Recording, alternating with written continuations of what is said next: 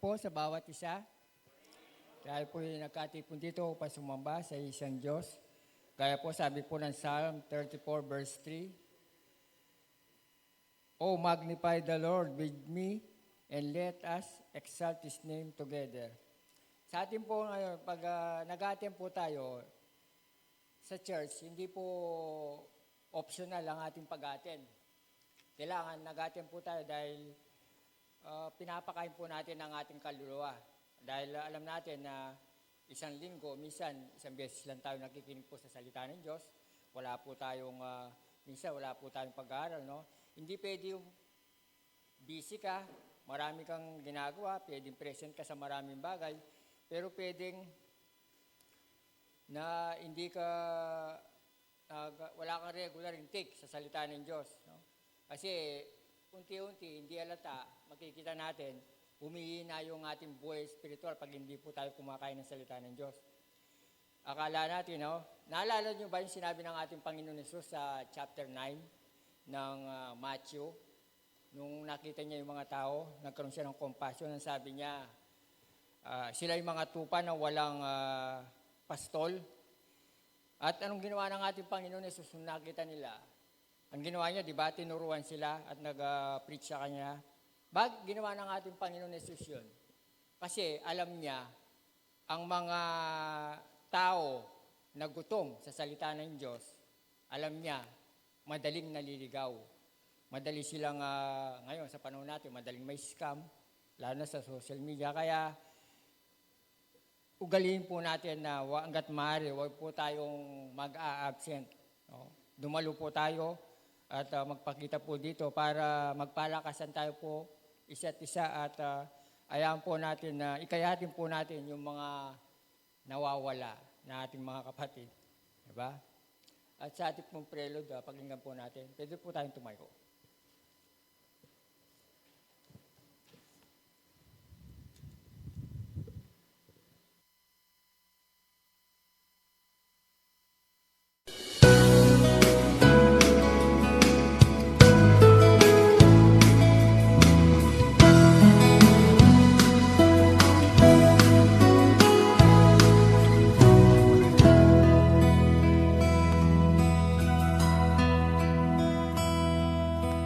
Purify my heart, let me be as gold and precious silver. Purify my heart, let me be as gold, pure gold, refiner's fire. My heart's one desire is to be holy, set apart for you, Lord. I choose to be holy, set apart for you, my Master, ready to do your will.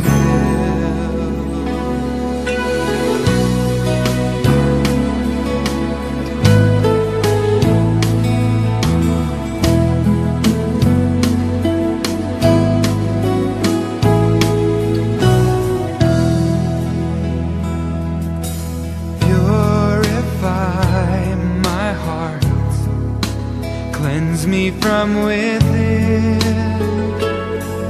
and make me holy. Purify my heart, cleanse me from my sin, deep within. Refiner's fire, my heart's one desire is to be holy, set apart for you, Lord.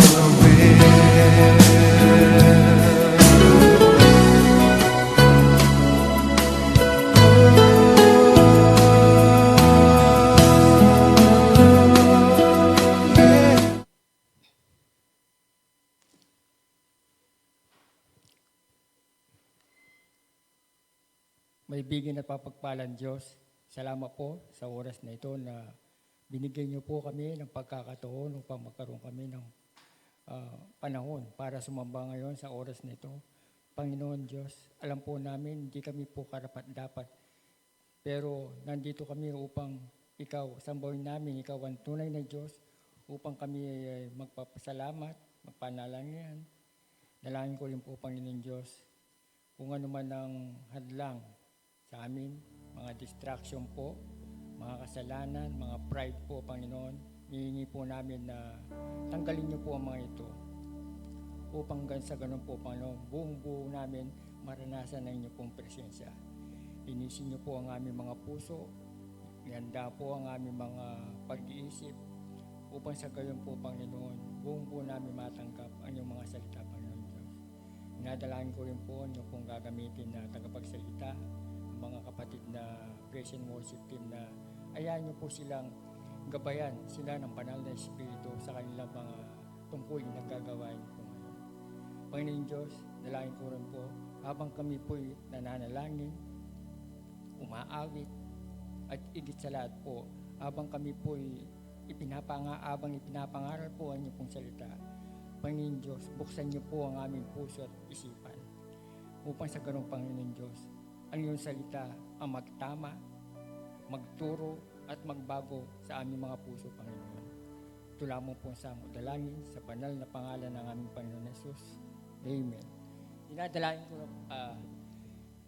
Tinatawag ko po ang praise and worship team para pangunahan po tayo magbigay papuri sa ating Panginoon Diyos.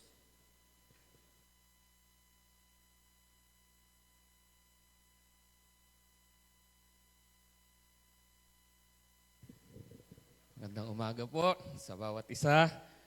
Muli, ako po'y nagagalak na makatayo po muli sa dakong ito upang pangunahan po ang ating pagpipraise and worship. Inihiling ko po sa bawat isa na ibigay po natin ang ating the best, ang ating mga tinig, ihandog po natin sa ating Panginoon. Namnamin po natin kung ano po ang sinasabi ng mga lyrics, ng mga papuring awit at mga worship songs na ating ibibigay sa ating Panginoon. At higit sa lahat, sabi po ng ating MCs, buksan po natin ang ating mga puso para po mas kaaya-aya at mas katanggap-tanggap po sa ating Panginoon ang ating mga gagawing pagpuri sa pamamagitan ng mga awitin. Bilang pangunang awitin po, magbigay po tayo ng papuring awit sa pamamagitan po ng kanta. Sabi nga po dito is magbigay po tayo ng glory, magbigay po tayo ng praises sa ating Panginoon. I sing praises to your name.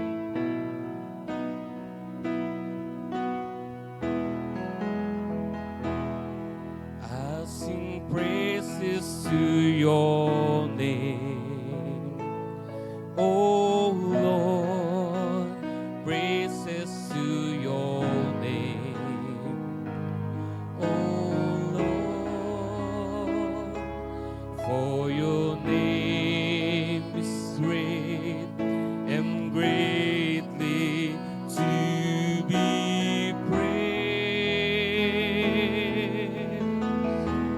I sing praises to your name, oh Lord, praises to your name, oh Lord, for your name is great and greatly to be praised. I sing glorious. I give glory to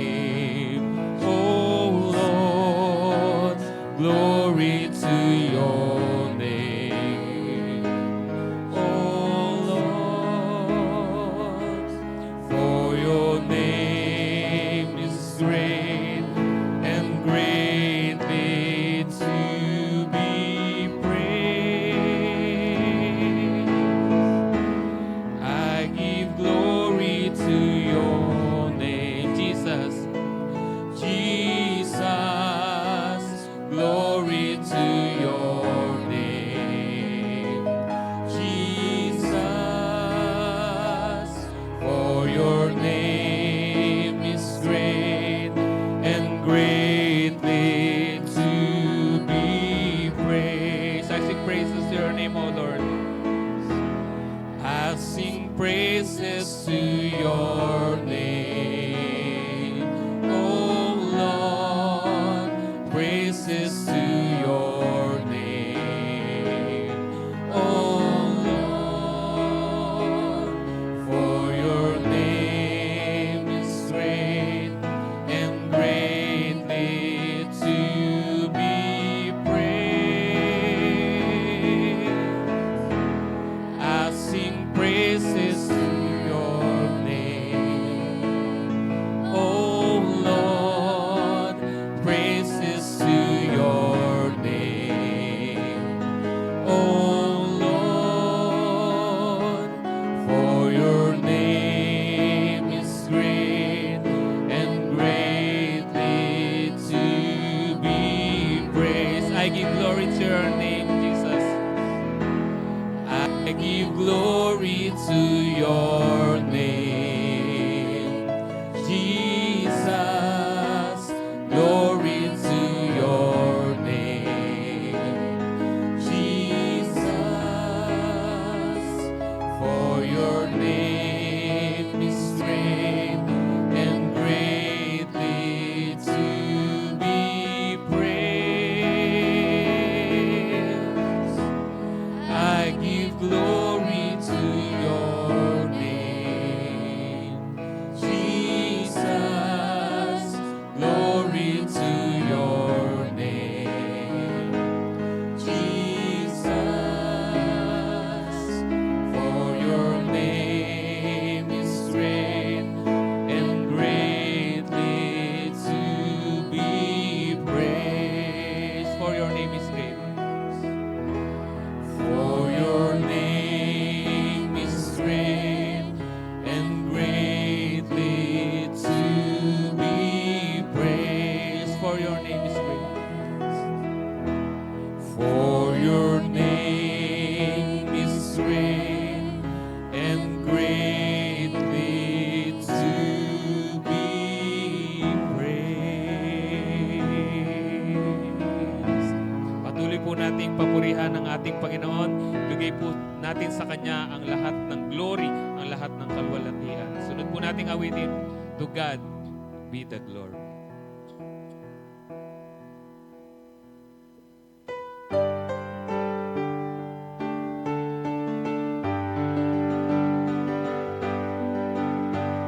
To God be the glory, great things He has done. So loved He the whole world, He gave us His Son, who yielded His life and atonement of sin, and opened the life gate that all may go in. Praise the Lord, let the earth hear His voice. Praise the Lord, let the people rejoice. Oh, come to the Father through Jesus the Son, and give Him the glory, great things He has done. Oh, perfect redemption, the purchase of blood, to every believer, the promise of God, the vilest offender who truly believes, that moment from Jesus a pardon receives. Praise the Lord, let the earth hear His voice. Praise the Lord, let the people rejoice. Oh, come to the Father through Jesus the Son, and give Him the glory, great things He has done. Great things He has taught us, great things He has done, and great are rejoicing through Jesus the Son.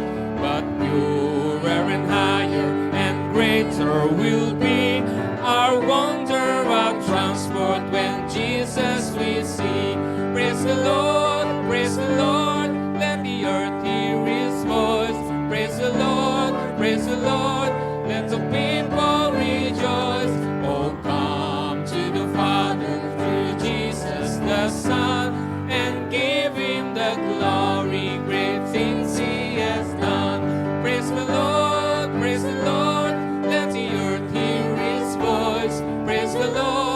praise the Lord, let the people rejoice.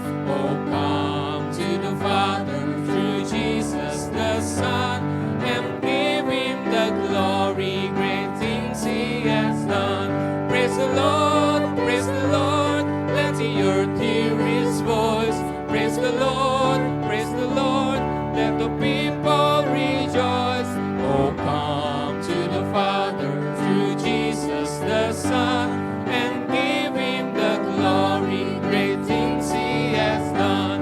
And give him the glory, great things he has done. And give him the glory, great things he has done.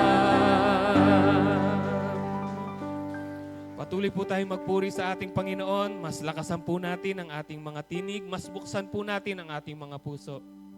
Sabay-sabay po nating awitin. Worthy is the Lamb.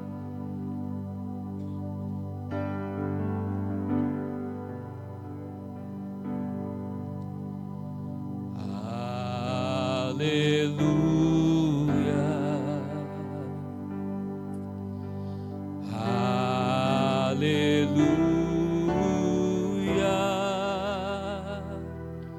For the Lord God Almighty reigns.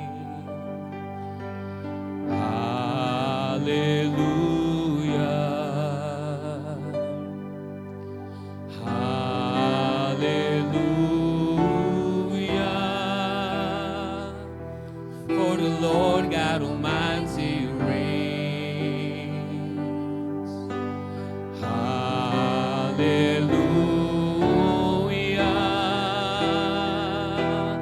Holy, holy are you, Lord God Almighty. Worthy is the Lamb. Worthy is the Lamb. Worthy is the Lamb. You are holy, holy are you, Lord God Almighty. Worthy is the Lamb. Worthy is the Lamb. You are holy, holy are you, Lord God Almighty. Worthy is the Lamb. Worthy is the Lamb. You are holy, holy are you, Lord God Almighty.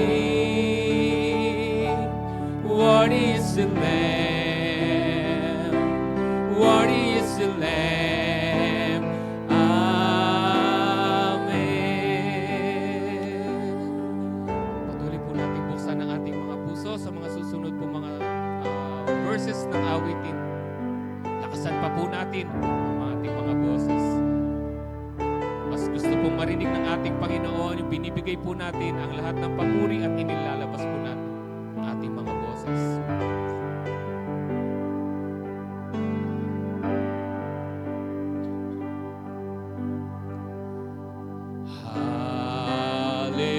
Hallelujah.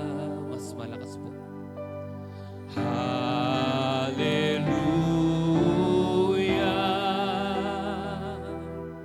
For the Lord God Almighty reigns. Hallelujah. Hallelujah.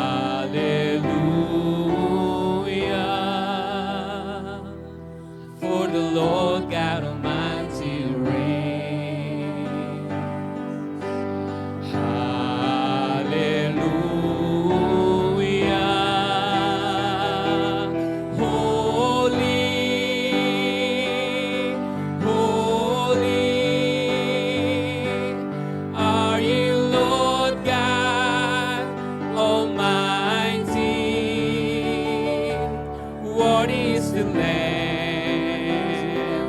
What is the Lamb? You are holy, holy. Are you Lord God Almighty? What is the Lamb? What is the Lamb? You are holy, holy. Are you Lord God Almighty? What is the Lamb? What is the Lamb? You are holy, holy. Are you Lord God Almighty? What is the Lamb? What is the Lamb? What is the Lamb? What is the Lamb? What is the Lamb? What is the Lamb? What is the Lamb? Amen. Amen.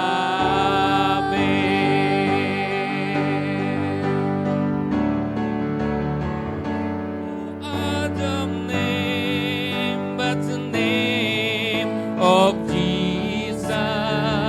No other name but the name of the Lord. No other name but the name of Jesus is worthy of glory and worthy of honor and worthy of power and of praise. No other name but the name of Jesus. No other name but the name of the Lord. No other name but the name of Jesus is worthy of glory and worthy of honor and worthy of honor and of praise. No other name but the name of Jesus. No other name but the name of the Lord. No other name but the name of Jesus is worthy of glory and worthy of honor and worthy of power and of praise and worthy of glory and worthy of honor and worthy of power and of praise. Sa ating pong Panginoon, ang lahat ng papuri at pagsamba sa Kanya. Siya lamang po ang nararapat nating sambahin sa ating mga buhay. Salamat po sa Panginoon.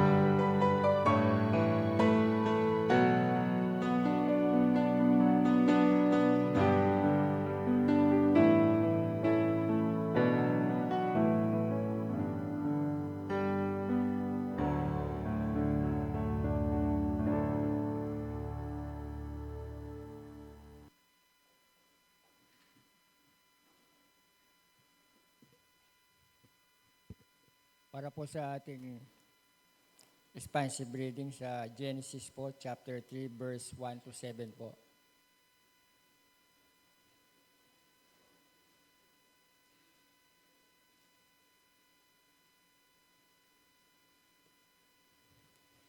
Kung niyo pong nakita, akin na pong babasahin ng verse 1.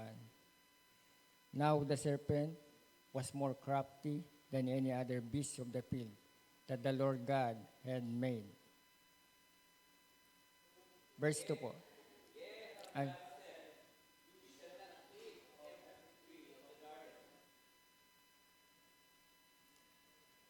And the woman said to the serpent, we may cast of the fruit of the trees in the garden.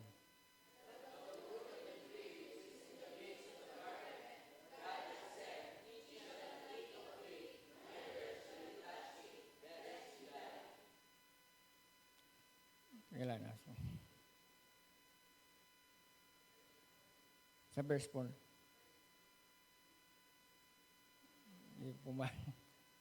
Parang wala ba yata ang verse. Teka lang.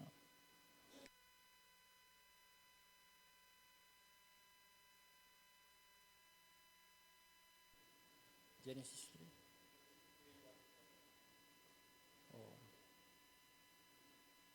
Ano na po tayong verse?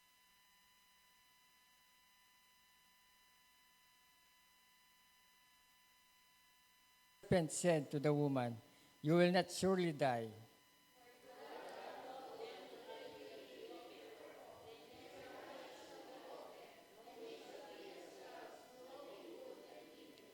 Verse 6 po.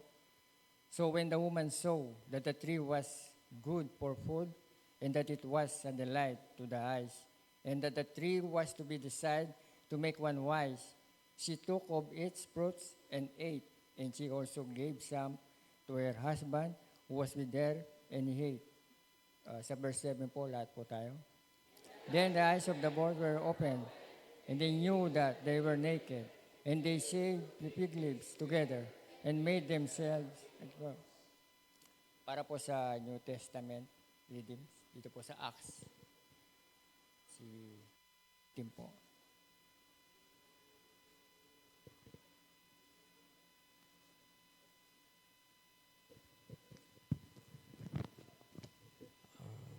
For the New Testament scripture reading, let's open our Bible on Acts 19, verses 13 to 20.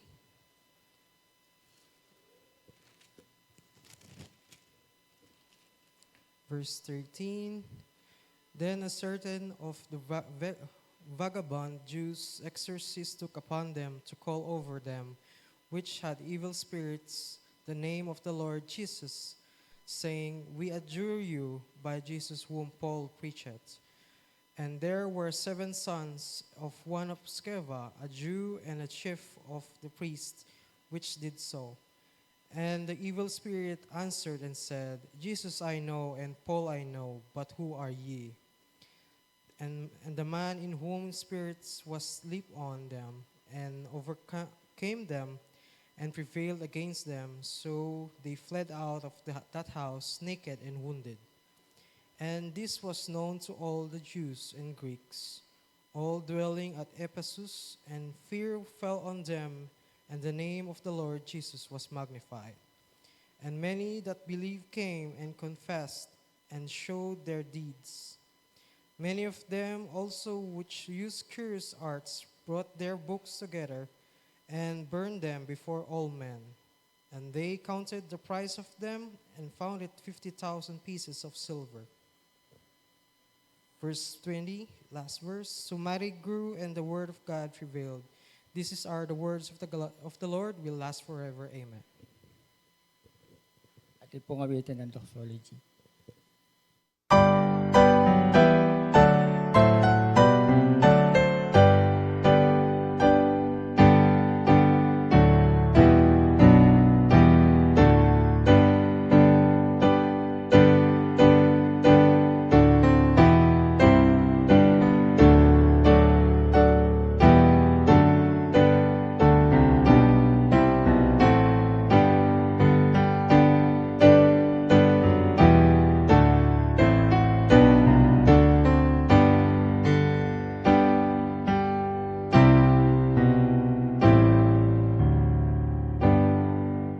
Ihanda po natin ating mga puso at isipan na ang salita po ng Diyos na ihatid sa atin ni Brother Saldi.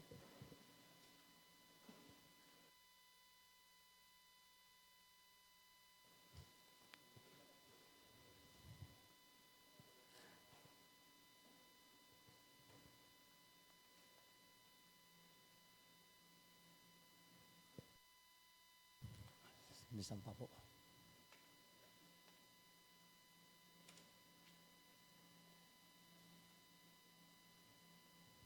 Muli, magandang umaga po mga kapatid. Purihin po ang Diyos sa kanyang kabutihan, kadakilaan at katapatan sa ating buhay na kanyang ipinamamalas sa bawat isa sa atin. Tunay nga po na hindi po nagkukulang ang Diyos sa bawat isa sa atin. Amen po ba?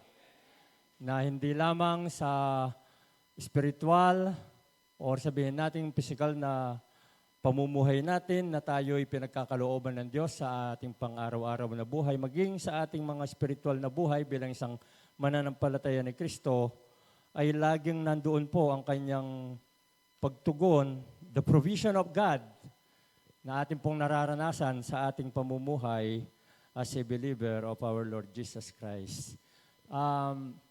Napakabuti po ng Diyos. Last Sunday, wala po ako at ang ating pastor ang siyang na tumayo at ang kanyang mensahe it's about setting thy house in order. Pag-aayos. Samasan me in kaya kang sambahayan. So, sabi ko, Lord, napaka galing ng insight na binibigay ng Banal na Espiritu. So, mayroon po kasi ako doon sa aking mga nakaline up na mga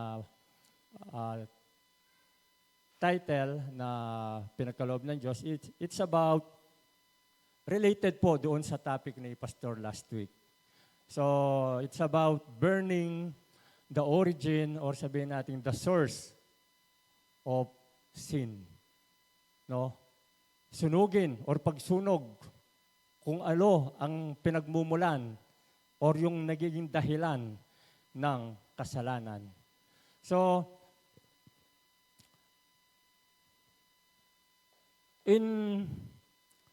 sa ating pong buhay, ako po involved sa construction, no? Hindi naman po lingid sa inyo sa aking pamumuhay, yung way of life, yung blessings ng God, kung paano ko po tinataguyod ang pamilya para makapag-provide ng everyday needs. So, madalas, nararanasan ko po yung pag nag-uumpisa in a construction, so mayroon pong sinasabing basal. No, ibig sabihin, bakante yung lote. So from plain ground, as in walang nakatayo, so mag-i-start ang construction hanggang sa matapos ito at maipatayo kung ano man po yung structures na pinatatayo. At mayroon naman pong isang senaryo na may mga structures na nakatayo at magkakaroon lang ng renovation. So ito po yung medyo mas mahirap, no? Sabi nga ng mga skilled workers, masunman yan, kalpintero, electrician, tubero, lahat. Isa lang ang kanilang mindset. Mabuting, mas mainam daw na mag-umpisa kaysa wala, kaysa sa nagre-renovate. Maging sa mga contractors, mga engineers, dagdag ano po yan sakit ng ulo. No? Imagine, ginigiba pa lang nila. Hindi pa sila gumagawa. Nang gigiba, nagde-demolish, gumagastos na yung contractor. Lumalakad na yung arawan nila. As compared doon sa magsimula silang maghukay, magasinta, maitayo, kung ano man yung itatayo nila. So napaka-smooth, no? Dire-diretso lang in order yung pagpapagawa or pagtatayo. So ngayon po kasalukuyan, nandiyan po si Ate Arlene. So yung pong ancestral house o yung bahay na kanilang nakalakihan. So nag-undergo po yun ng renovation. So may mga pag-uusap na ito yung gagawin, pero pag nandun ka na sa actual, ang hirap na parang ipagdugtong o ipagkasundo yung gusto mong mangyari dun sa actual na yung ginagawa. So, during the process, yan, naggiba ng yero, naggiba ng kisame. So, natural lamang po maraming kalat. No? Yung mga inalis, tinanggal ng mga materialis dyan, nagkakaroon po yun ng kalat. Sabi nga po ni Pastor Edgar last Sunday, kung kalat lang ang pag-uusapan, hindi po tayo mapag-iiwanan. Natawa ko si Sister Norway. Pirming sasabihin niya, ikaw lang naman ang makalat sa bahay. Totoo po yun. So, minsan may mga items na sa tingin namin, gaya ni Pastor Edgar, parang walang kwenta. Pero sa isip namin, alam namin na time will come, magagamit yan. No? So, sa atin pong buhay, bilang isang mananampalataya, simula nang tayo po ay nakakilala kay Kristo at tayo po ay namulat sa katotohanan. So, yung dating tayo, dating pagkatao, nawa yun po ay nag-undergo rin ng, sabihin natin, ng renovation. Or sabihin nating transformation. No? That's the word, transformation. Or yung mga ibang mga preachers or ibang mga servant of God, ang terminong ginagamit is regeneration. So, kung papasok ka doon sa isang bahay na na-renovate, at kung mayroon kang hawak na picture ng old structures, at ikukumpara mo ngayon sa bagong finish na naitayong structures, makikita mo yung napakalaking pagbabago. Marahil si Ate Arlen, pag mapunta na siya doon sa kanilang tawag dito, ancestral house, yung dating kisame na ganyan lang kataas, ngayon malamang makita na niya. No? Yung dating sala na or kusina na halos ganito lang kaluwang, ngayon makikita niya, tsaka yun sa kusina, lumuwang na. So there's a difference. There's a great changes. No?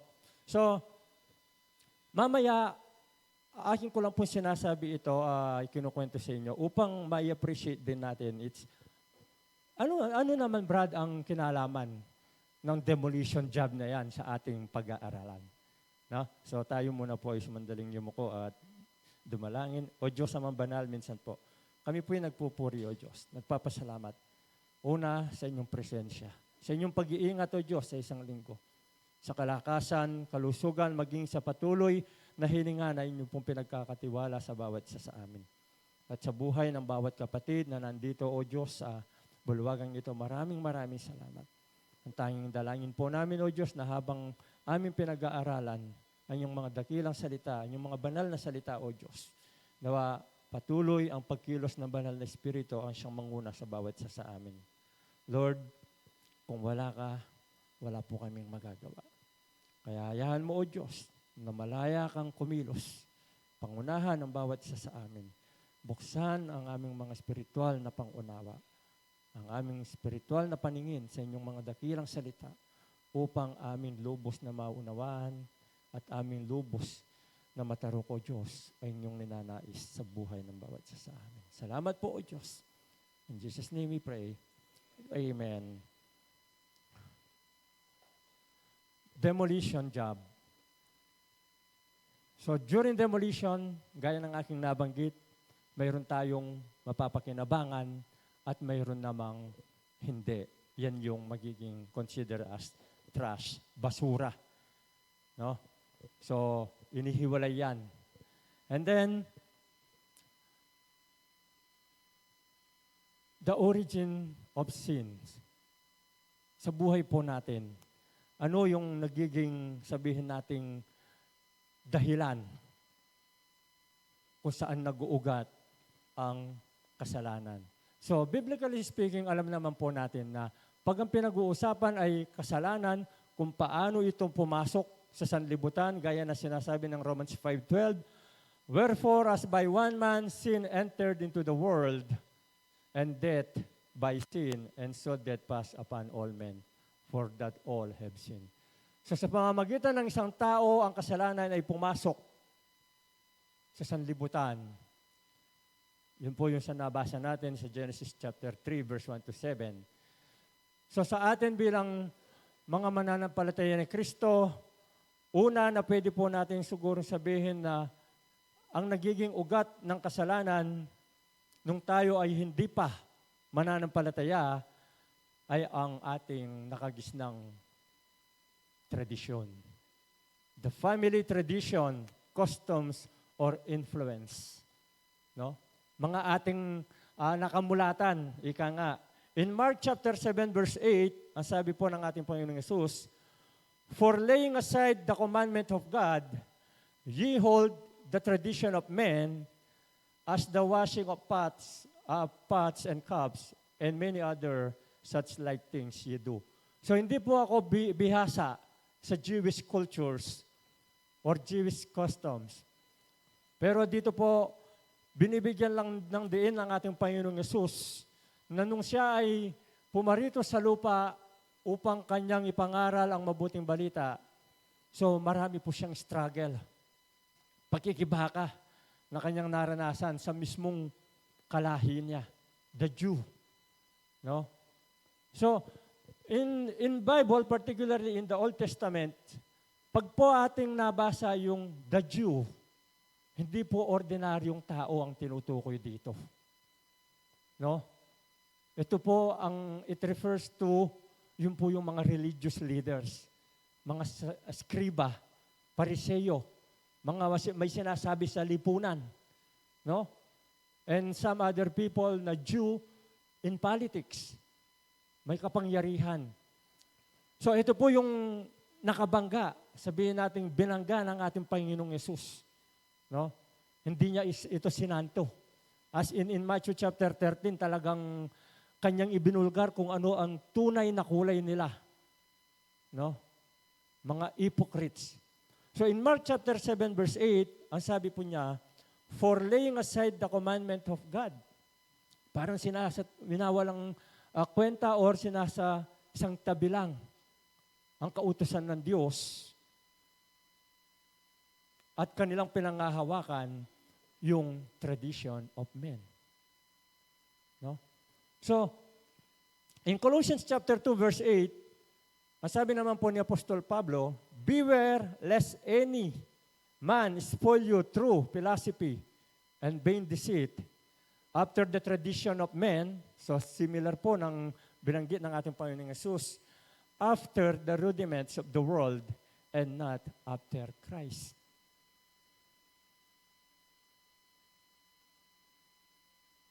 Binigyang diin ni Apostol Pablo na ang mga tao, maging nung kapanahunan niya, na ang kanilang tuon, ang kanilang pansin, no, ay nakasalalay or nakatuon dun sa mga bagay na dito sa mundo. Physical world, mapa-spiritual man niya, mapa-material things, ceremonial, no? Pero sabi ni Apostol Pablo, sa paggawa ng mga bagay na iyon, wala si Kristo. Malayo si Kristo. Hindi kasama si Kristo. No? So, yun po yung ating nakagisnan. No? Wala naman pong naisilang sa atin na born again kaagad. Lahat tayo nanggaling sa iba't ibang pananampalataya. Beware of superstitious beliefs. Mga basic lang po ito. Sabi nga nung Papuring Pambata, Volume 3, ang sabi po nung lyrics, "Huwag magwawalis paggabi." No? Sino po yung lumaki dito sa mga lolo't lola? Ako, lumaki po ako sa lolo't lola ko dyan sa bayan, starting 7 years up to 10 years old po ako. So, almost 3 or 4 years pong nakasama sa bahay yung lolo't lolo ko. So, huwag kang magwawalis paggabi. Huwag kang magtatanim ng mais kung ikaw ay bungi. No? Ako po pwede, dakal na ako bungalipan. Babaeng may nunal sa ilalim ng mata, meron po ba dito? Nunal sa paa o talampakan. No? Palibot. Paikutin ang mga plato pag may aalis habang kumakain. At nangangati ang palad. Eksema mo po ya siguro. Kung tutuya po itang pamanggatal kang gamat, may kapera ka, ay napakasimpleng solusyon para magkapera, maghanap ka lang ng piris. Lamasan may, mangangati yung kamay mo. So mga pamaihin, superstitious beliefs na ating pong nakagisnan. Sabi nga ni Pastor Rodel sa kanya kawata na rinig ito, ikaw ay isang mananampalataya, ikaw ay isang Kristiyano, huwag kang basta magpapaniwala sa malas o swerte dahil ikaw ay mamalasin. No? So, liban po sa mga superstitious beliefs na ating naranasan, religions or ethnic beliefs. In Romans 1 verse 23, ang sabi po dito, and change the glory of the uncorruptible God into an image made like to corruptible man, and to birds, and four-footed beasts, and creeping things. So, dito po makikita natin yung natural ng tao na hindi nila nakuha yung gustong ipahiwatig ng Diyos kung ano talaga ang Diyos. The representation of God Himself is His beloved Son. No? Pero ano pong nangyari? He was rejected by His own. At yung mga tao, lalo na yung walang pagkatakot, walang tunay na pagkakilala sa Diyos, sila ay gumawa ng kanilang mga paraan. Gumawa ng mga rebulto, estatwa, at ang kanilang pakilala is, ito yung Diyos namin. Buddha. Ang mga Chinese, may mga dragon. Sabi nga nung nakasama ko sa Taiwan, he is a fanatic, Catholic. Nagipagdebate siya sa isang Chinese. Ang sabi daw niya, buti pa nga yung Diyos namin, kahit na yan mga santo. Referring to statue, mga statwa, rebulto, hugis tao. Kayo, dragon, hayop. No? So, anuman po yan, mapahugis tao o yan ay hugis ng mga hayop, four-footed beast at creeping things. So still, yan po ay hindi maganda sa harapan ng Diyos. No? It falls into idolatry. At maging ito sa ating mga nakagisnan, paganism, pagan worships. No? Marami po yan. Papasok din po yan, kakambal yan ng pagan worship is the myths and legends. So mayroon po, dyan nakapasok na si Satan sa secular school. Mayroon tayong subjects na pinag-aaralan, Greek mythology. No? Gods and goddesses. So kasama po ito mga kapatid, nung hindi pa tayo mananampalataya ni Kristo, ginagawa po natin ang mga to. Pasko, Easter, mga naghahanap ng itlog at may mga rabbit pa, maging yung last celebration nila ng Holy Week. Holy Week, it is an insulting sacrifice. No? Parang sa paggawa ng kanilang panatiko or devotion nila, para bang sinasabi nilang hindi pa sapat ang ginawa ni Kristo. Kaya po, Lord, pahihirapan ko ang sarili ko.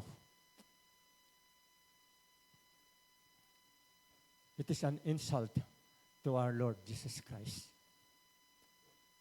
Nung siya ay nakabayubay, ang sabi niya, it is finished. Kaya hindi mo na dapat pahirapan pa ang sarili mo. Bagkus lahat ng inihingi ng kautusan, yun ay tinapos na ng ating Panginoong Hesus.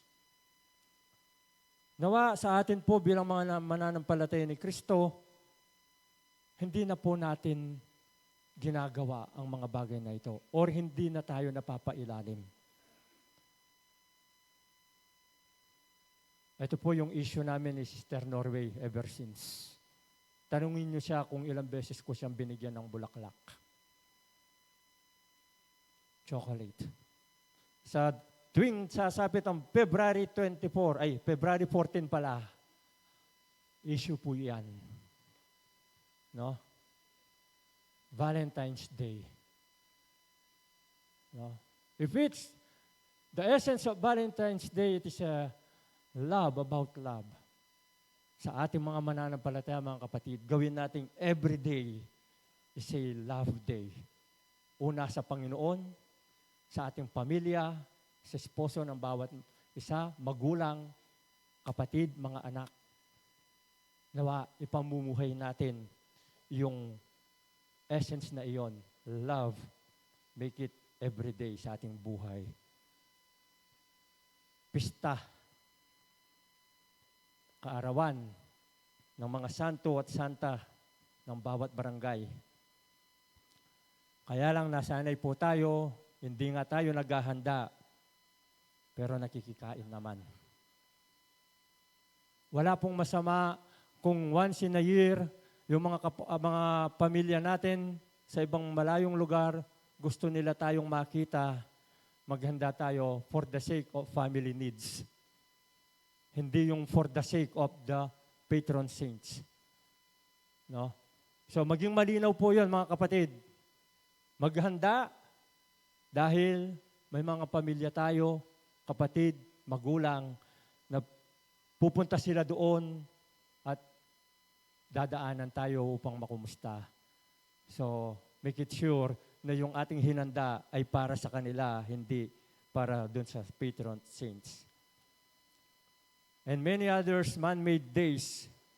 Ngayon, ang mundo, liban doon sa mga legal holidays, ang dami ng mga days, special days, LGBT days. No? Parang ginawa na lang puunan ng mundo yung mga special holidays na ito na tinatakda nila na mayroong kaugnayan. Kung ating bubuksan ang ating paningin, hingi tayo ng gabay sa banal na Espiritu, makikita natin na unti-unti si Satan, sabi nga ng Bible, nandito na siya. No? Nagmamanifest na yung kanyang mga gawa. Pero mayroon lang pumipigil. The church, the body of Christ, na membro ang bawat mananampalataya. So ngayon, nakikita natin sa mundo na kung ano-ano na ang ginagawa nilang paraan upang maikayat ang mga tao at sila ay madala sa maling turo. Mga maling paniniwala. In Romans 1:26, for this cause God gave them up to vile affections, for even their women did change the natural use into that which is against nature. Dito po tinutukoy ni Apostol Pablo yung LGBT. Naisilang siyang lalaki nung lumaki, pusong babae. Naisilang siyang babae nung lumaki, pusong lalaki or babae. Nagpa-ultrasound yung kasama ko sa trabaho kasi 5 months pregnant. Ang sabi daw po, lalaki. Ang sabi ko naman, di ka sure. Tinignan ako ng diretsyo nung kasama kong tomboy. Tinignan ko rin siya. Sabi ko, ikaw ba, sure ka? Mga kapatid, sometimes nagiging sarcastic tayo. No? But, kailangan tayong tumayo dun sa truth, doon sa totoo. Huwag tayong makiayon. Kailangan alam natin yung boundary na kung ano yung tama at kung ano yung mali. Maipamukha natin sa kanila na yung ating statement of faith, na yung ating standing and state as a believer of Christ ay buo, malinaw. Malinaw sa kanilang isipan, malinaw sa kanilang paningin na tayo ay tumatayo sa tamang turo kung ano ang sinasabi ng banal na salita ng Diyos. So, maging ang mga pagkain na ino-offer sa mga idols, so may mga practices nung una na nag-o-offer sila. No? Marahil mapunta kayo sa mga Chinese cemetery, maraming mga prutas, pagkain o kung ano-ano mas. Sagana. No? Kaya kung may mga nagugutom lang sana, kung alam lang nila to, no? Mabubusog po sila. Pero bilang isang mananampalataya, alam ko ang bawat isa, mga kapatid, tayo man ay nabugbog, nabulag ng mga ating nakagisnang mga paniniwala or katuruan sa mga bagay na ito, nawa naging makatotohanan na ang John 8:32 sa bawat isa sa atin, na atin nang nakita, nakilala, natagpuan, nasumpungan, or naalam ang tunay na katotohanan. At ang katotohanan na iyon ang siyang nagpalaya sa atin sa mga maling gawain na iyon.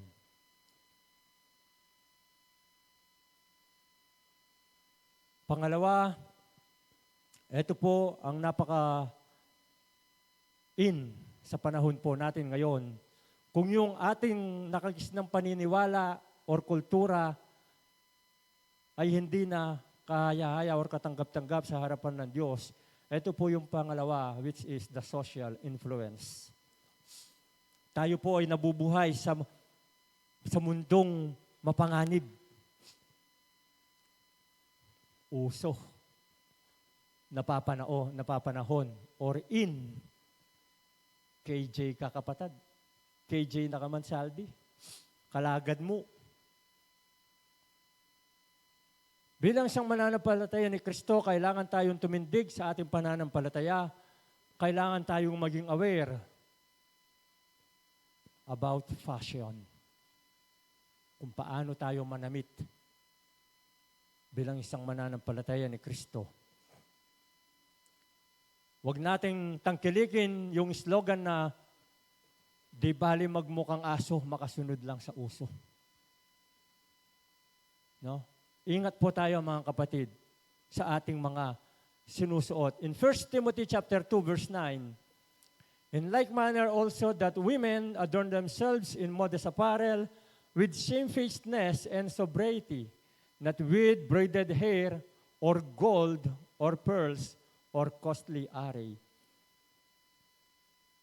Hindi naman po tayo extreme. Okay lang. Magkaroon ka ng simple hearing. No? Okay lang. Simple hearing lang ito, Brad. No? Makita mo, isang kapatid, makatinggaya. Oo, nung hindi pa siya mananampalataya, nakahikaw siya. Pero ngayong ikaw ay isang mananampalataya, kailangan mo nang alisin yan.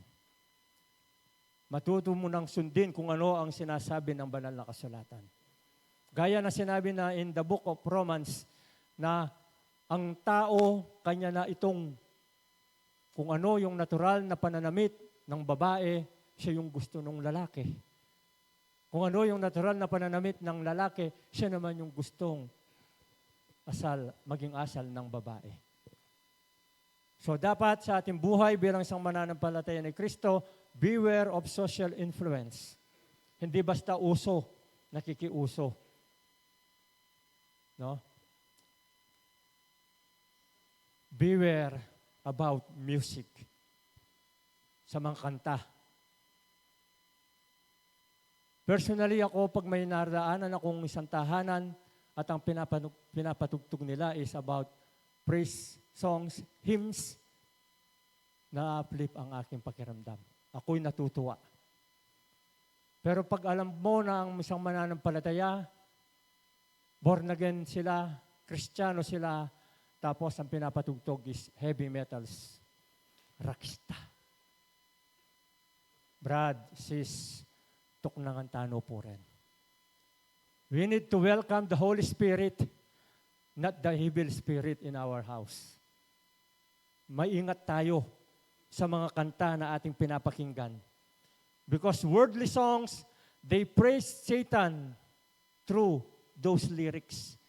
Ang mga mensahe ng mga kantang yan is about drugs, about sex, money, immorality, and violence. Mapansin nyo yung mga kanta ngayon, ang mga tema nila is puro bigo. Sabi, panahon pa nga ni Imelda Papin Di ba? Sayang. Di ba? Siya, naalala ko po si Sister Melba. Kuwang-kuwa niya yung mga kantang yan. Maganda yung boses. No? Ibig sabihin mga kapatid, maging aware po tayo sa ating mga kinakanta. In the year 80s or 90s, ito po, sina Sister Julie, sino pa yung Brother Angel, nauso po noon yung backmasking. Sino pong nakaabot pa ng mga tape? So, ang gawin mo dun sa tape na iyon, yung kanyang film, ibaliktad mo siya. Tapos, i-play mo siya ngayon. So, may mga hidden messages sa mga kanta. Mga kanta ni John Lennon, Stairway to Heaven, Hotel in California. No? So, ginagamit po yan ni Satan para magkaroon siya ng hold. Sabi nga, stronghold sa atin. Upang hindi tayo lubusang makawalagpos sa sa ating pagkatanikala, sa ating pagkailipin, nung tayo ay wala pa kay Kristo. Gestures. No? Hand signals. Ano ang kalimitan na ating makikita during worldly concert? Mga kamay na kung ano-anong sinisinyal. No? Ano yung hand gesture ni Isko Moreno?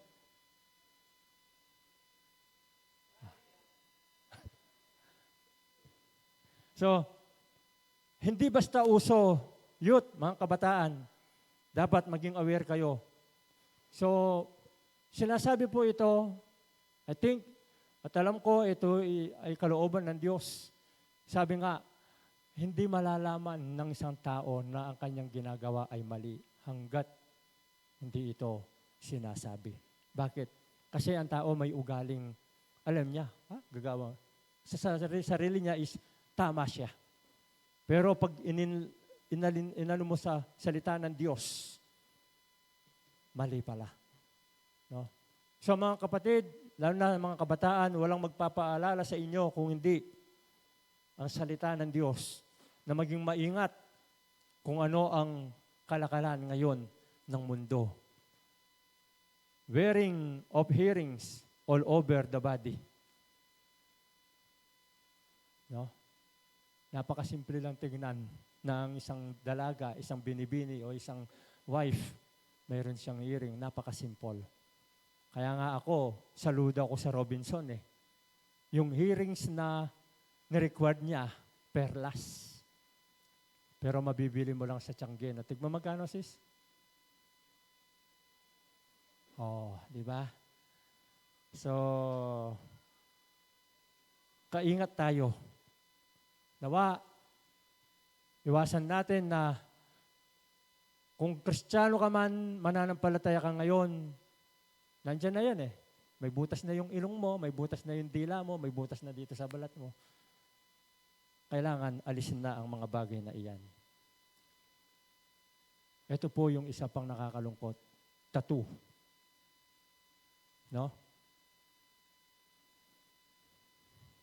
Pag-ingatan natin yung ating katawan dahil ito ay ang templo ng banal na Espiritu. Huwag na nating i-consider ang Leviticus. Kasi kung i-consider natin ang Leviticus, maraming mababato hanggang mamatay dahil sa tattoo. Consider na lang natin mga kapatid yung medical aspect ng pagtatato. Na pwede tayong makakuha ng iba't ibang sakit ng dahil lamang sa mga pagtatato. Ingat po tayo. At mga kabataan, ito yung napakasaklap din na practice sa ngayon na umiiral ang pagsasama ng hindi kasal, live-in. Normal lang yan. Tanggap yan ng society. As long as wala silang inaapakan na tao, sabi nga ni Vice Ganda. Ang importante, masaya. Pero hindi nila alam na inaapakan na nila, niyuyurakan na nila ang salita ng Diyos. Maraming mga bagay po, kung ating lahat babanggitin dito, baka lumampas tayo sa oras. Pangatlo, personal habits as a believer of Christ. Dito po, maraming mga mananampalataya na dapat magkaroon ng segregation, gaya ng isang demolition, yung kapaki-pakinabang at saka yung hindi kapaki-pakinabang.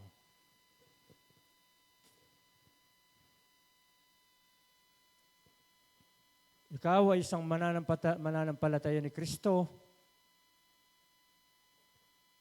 Ayoko mang banggitin, pero may nagtutulak sa akin na kailangan kong sabihin ang mga bagay na ito, mga nakaugalian, mga bisyo, paninigarilyo, pag-inom, pagsusugal, pagnanakaw, pangupit, budol, pagsisinungaling. In Galatians 5:19, nabanggit po dito ang works of the flesh. Marami po ito. No?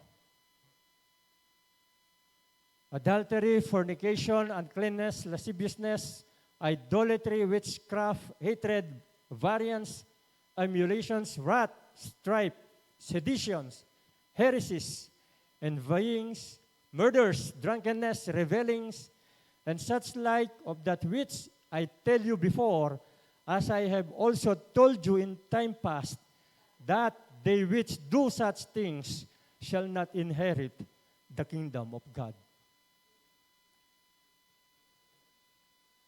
Pero kung tayo ay mananampalataya ni Kristo at tayo ay nakaranas na ng transformation, renovation, regeneration, in verse 22, but the fruit of the Holy Spirit or the Spirit is love, joy, peace, long-suffering, gentleness, goodness, faith, meekness, temperance.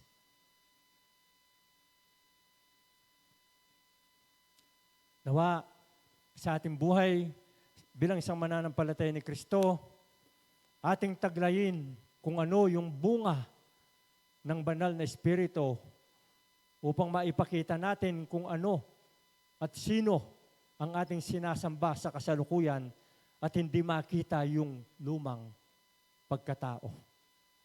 Makita, maipamalas natin yung bagong nilalang na pinagkatiwala o binigay ng Diyos sa bawat isa sa atin. In 2 Timothy chapter 2, verse 22, ang tagubilin ni Apostol Pablo sa mga kabataan, flee also youthful lust, but follow righteousness, faith, charity, peace, with them that call on the Lord out of a pure heart. No? Hindi lang mga kabataan, maging adults ka man, may edad, no? Mapababae, mapalalaki, flee, lust, kung ano yung pita ng laman. No? Ano ang instrumento ng pita ng laman? Internet. May kalayaan na ngayon. Basta may internet ka, may cellphone ka, malaya ka mo lang gawin. Panuorin lahat. Sabi nga ni Pastor Fernan ng fellowship, kung magkakaroon ng challenge, willing ba kayo na ikalkalin, busisiin kung ano yung nilalaman ng mga cellphones at computers nyo? No? Kung ikaw ay isang mananampalataya ni Kristo, dapat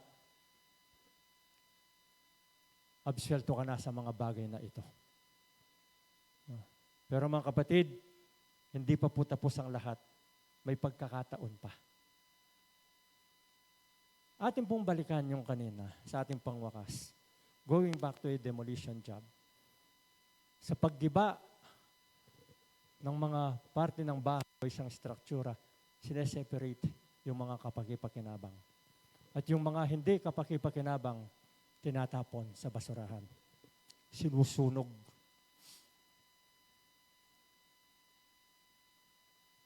Sa ating buhay bilang isang mananampalataya, kung may mga bagay na sa ating way of life, sa ating pamumuhay, na siyang nagiging sanhi or pinagmumulan ng ating pagkakasala. Bagamat tayo yung mga Kristiyano, tayo yung napalaya na, pero mayroon pa. Hindi pa lubusan. No? Nabalik-balikan pa natin. Na iniingat-ingatan pa natin. No? Matuto po nating i-let go. Bakit kaya burning, sunugin? Gagamitan yan ng fire. Ayahan po natin ng Diyos, being a refiner's fire. No? Sunugin, tupukin yung mga bagay na iyon sa ating pagkatao. Bakit? Upang wala nang maging sanhi or pagmumulan ng ating pagkakasala. Ano yung ating kailangan gawin? We need a complete surrender or submission to God. Sabi nga in Hebrews, laying aside every burdens. No? Iwanan. Ito yung maganda. Huwag nating basta iwan. Sinugin na. Kasi kung iniwan lang natin, diyan, ako nang kay sagli. Pero kung yan ay ating pinagkatiwala sa Diyos at ating aayahan na ang kanyang kapangyarihan, kanya itong tutupukin. At pag yan ay natupok, ano ang end result ng mga basura na ating itinapon? Abo. Wala na itong paginabang, wala na itong saysay, wala na itong puwersa. So we need to surrender wholly, submit to God, upang makapag-operate naman po ng lubusan ang Diyos sa ating mga buhay. Allow God's refining fire to burn all unrighteousness to be conformed to the image of His Son, Jesus. Yan lang naman po ang nais ng Diyos. Yan po yung nais niya. Tayo ay pinakawalan, pinalaya sa ating lumang paniniwala, we've repented. Tayo yung gusto ng Diyos makalaya sa impluensya ng mundo. At gusto ng Diyos tayo yung lubusang makalaya sa ating lumang pagkatao. Dahil ang hangad ng Diyos, ang nais niya, na ang bawat mananampalataya ay maging manumbalik yung image and likeness of God. Walang iba kundi ang image ng kanyang bugtong na anak, ang ating Panginoong Yesus. Tayo po ay manandalingan. Manalangin, O Diyos, sa mambanal minsan po. Kami po ay nagpapasalamat, Ama, sa inyong kabutihan. Tunay nga po, O Diyos, aming inaamin. Na sa aming ganang sarili lamang, O Diyos, sa aming ganang kalakasan o kakayahan, hindi po namin magagawa. Hindi po namin makakamit, O Diyos, yung hangarin mo na makita ang imahe ng iyong anak na si Kristo sa aming buhay. Kung wala ka, O Diyos, hindi po namin kayang gawin iyon. Salamat po, O Diyos, alam po namin na inyong mga salita. Kaya ito inyong pinagkatiwala sa amin, sa aming kapanahunan, upang ito ang siyang aming maging gabay, maging sandata, O Diyos, kaalaman, upang kami lubusang makalaya sa lahat po ng kasalanan, karumihan ng aming lumang pagkatao at masilayan ang bagong nilalang na kay Kristo na nandoon. Na pag nakita ng mundo ang isang mananampalataya ay parang nakikita na nila si Kristo sa kanyang buhay. Lord, tulungan mo ang bawat isa sa amin. Ibigay mo sa puso, tanim mo sa aming mga puso ng bawat kapatid na aming hangarin na maging kawangis ni Kristo hanggang sa iyong muling pagparito. Maraming salamat po, Ama. Ito pong aming salamat hiling sa pangalan ni Kristo Jesus. Ang gandang umaga po, mga kapatid.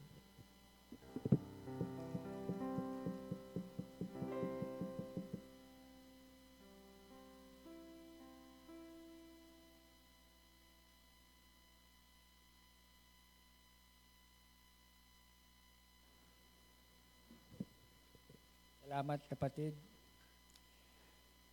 Nakapagdesisyon na ba po tayo na susunugin natin ang ating mga kasalanan?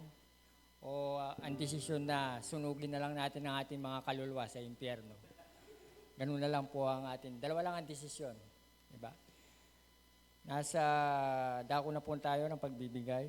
Ang sabi po sa aklat ng kawikaan, o sa wikang Pilipino, parangalan mo ang Panginoon mula sa iyong kayamanan at ang unang bunga ng lahat mong hani, sa gayoy mapupuno ng sagana ang iyong imbakan at aapawan ng bagong alak ang iyong sisidlan.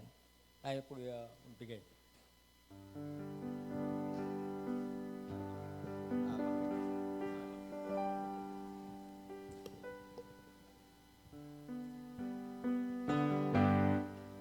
Come, let us offer the sacrifice of praise.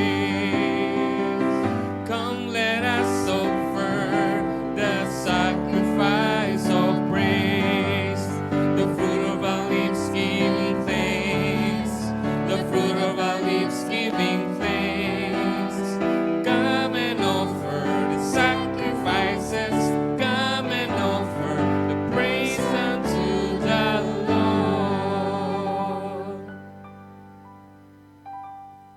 Sige po, manalangin po tayo. Ama namin, banal, nasa langit ka.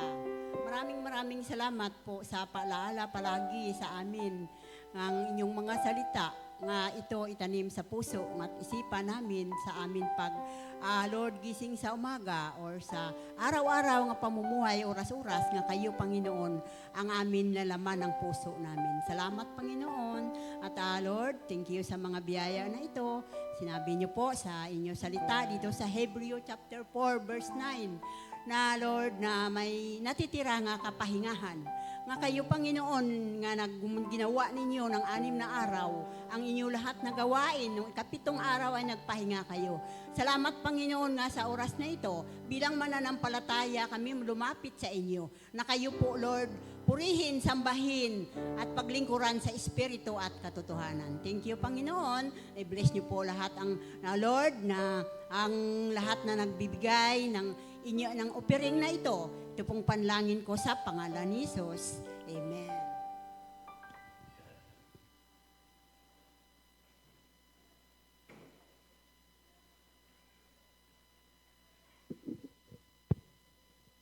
Para po sa karagdagang announcement po.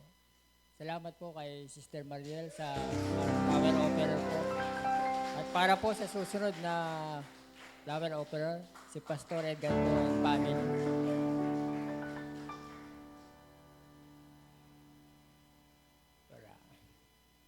At ito po yung mga schedule po natin na alam ko po memoryado na po natin.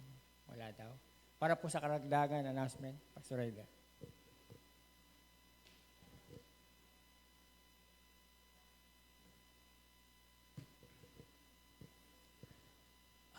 Announcement lang po.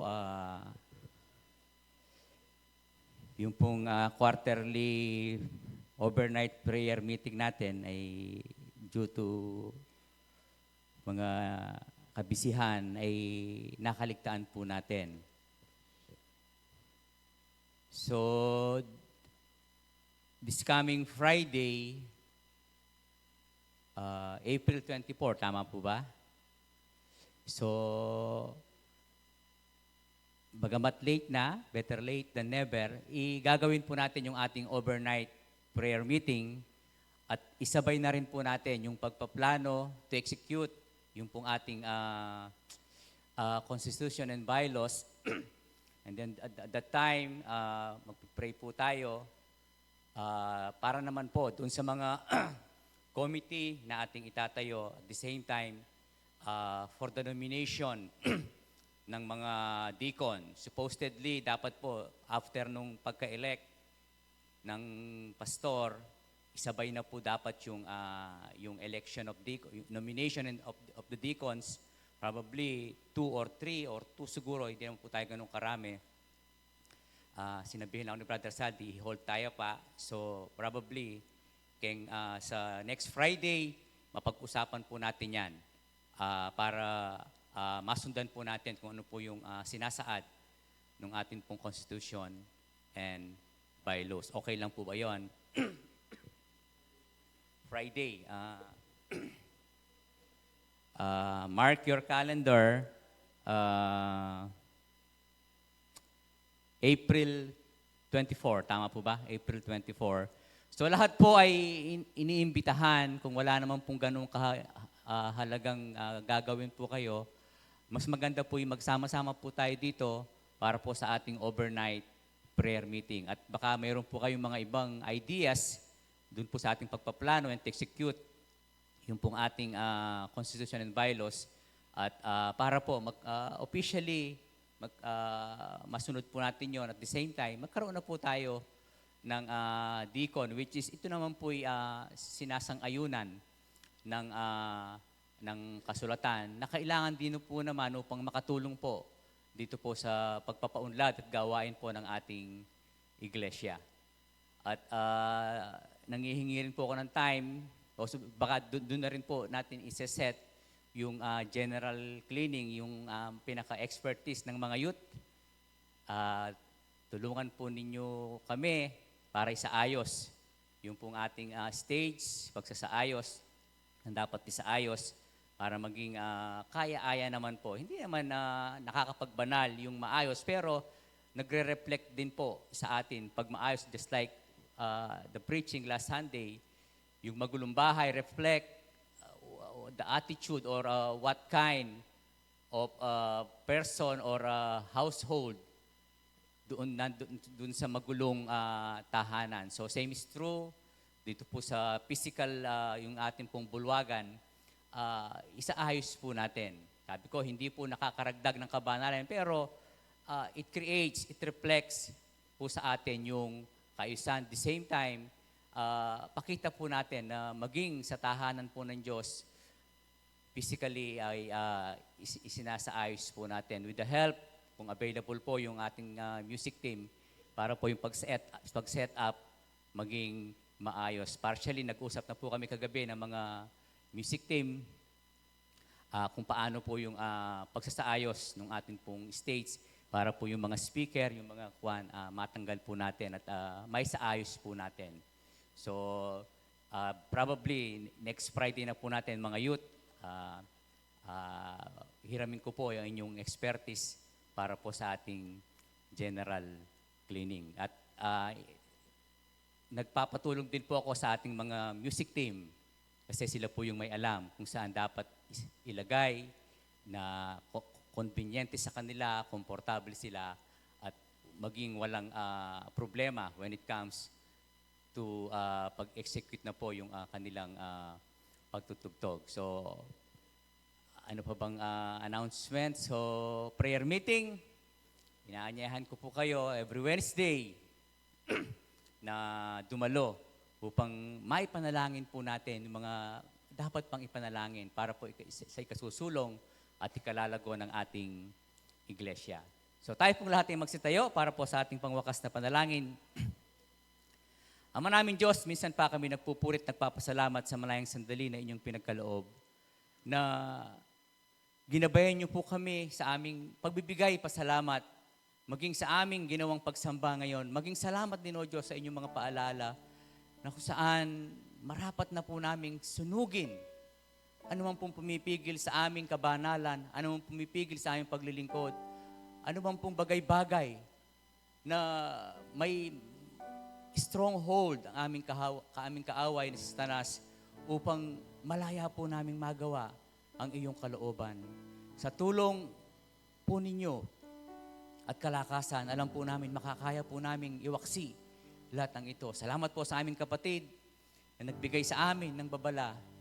Nawa pagpalain niyo po ang kanyang buhay, sampu ng kanyang sambahayan at patuloy pagkalooban ng kalakasang pangatawan, maging katalinduhan, O Diyos, sa inyong mga salita upang may bahagi po lahat ng mga ito sa bawat design para sa amin pong ikatitibay at ikalalago ng aming pananampalataya.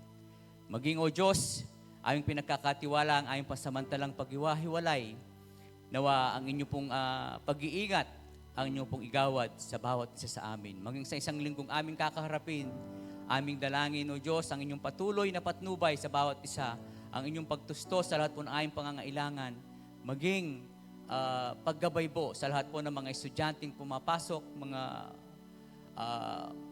bawat kapatid na magtatrabaho, kayo po ang magkaloob ng malakas at malusog na pangangatawan. Maging sa aming pong mga kapatid na hindi namin nakasama, batid niyo po ang kanilang kadahilan. Kung ito po'y karamdaman, dalangin po namin ang inyong pagpapagaling, O Diyos, sa mga kapatid namin hindi namin nakasama ngayon. Kung ito man po'y mga suliranin sa buhay, samahan niyo po sila, O Diyos. At patuloy, kayo po ang siyang gumawa ng kaparaanan upang mapagtagumpayan po nila anuman pong pumipigil sa kanila, O Diyos. Pagpalain niyo po ang bawat isa sa amin ngayong umaga.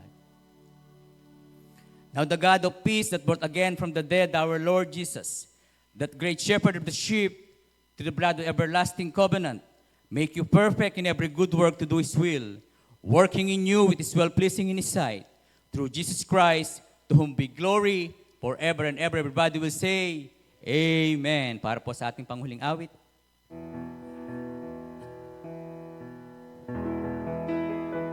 Sabay-sabay po nating awitin ng malakas at tapusin po natin ang ating victory song, In the Sweet By and By.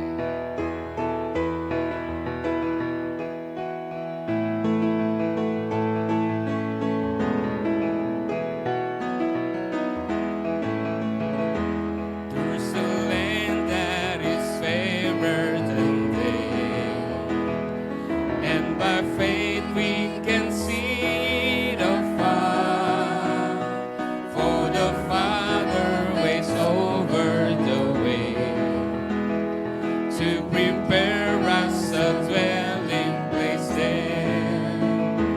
In the sweet by and by, we shall meet on that beautiful shore. In the sweet by and by, we shall meet on that beautiful shore. We shall sing on that beautiful shore the melodious songs of the blessed, and our spirit shall sorrow no more. Not a sigh for the blessing of rest. In the sweet by and by, we shall meet on that beautiful shore. In the sweet by and by, we shall meet on that beautiful shore. To our bountiful Father above, we will offer a tribute of praise for the glorious gift of His love and the blessings that hallow our days. In the sweet by and by, we shall meet on that beautiful shore. In the sweet by and by, we shall meet on that beautiful shore. In the sweet by and by, we shall meet on that beautiful shore. In the sweet by and by, we shall meet on that beautiful shore. We shall meet on that beautiful shore. We shall meet